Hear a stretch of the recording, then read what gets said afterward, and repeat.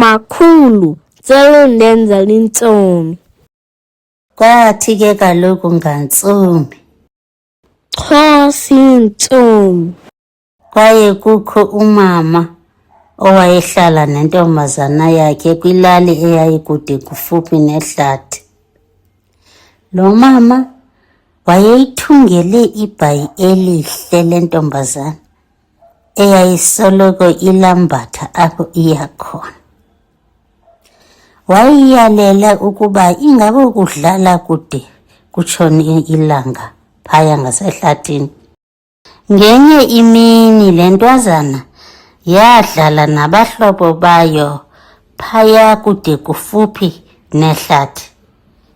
Badlala lade latshona ilanga.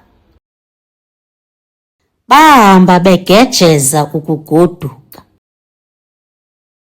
Bathe besahamba njalo yathi le ntwazana, "Yhu, Thiza, ndilibele ibhayi lam.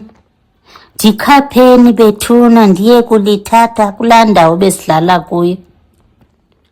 Ala amanye amantombazana esithi aza kubethwa kumawabo ukuba afike sele kumnyama. Wajika yedwa ukuya kuloo ndawo babedlala kuyo. Wayehamba ebaleka esoyika kuba kwakusekumnyama, esoyika nokuba wayeza kubethwa ngunina ukufika ekhaya engaliphathanga ibhayi.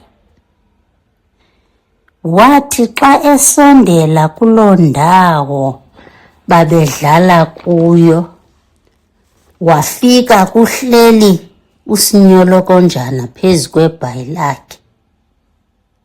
Wabe sele ecula esithi, "Sinyolokonjane, Sinyolokonjane, zisi ibhayi lam, ilanga liyandishiya, kukude Bhakuba." Tu uSinyolokonjana akamhoya tu, akanyikiza nokunyikiza oku kwangathi akwenzekangani.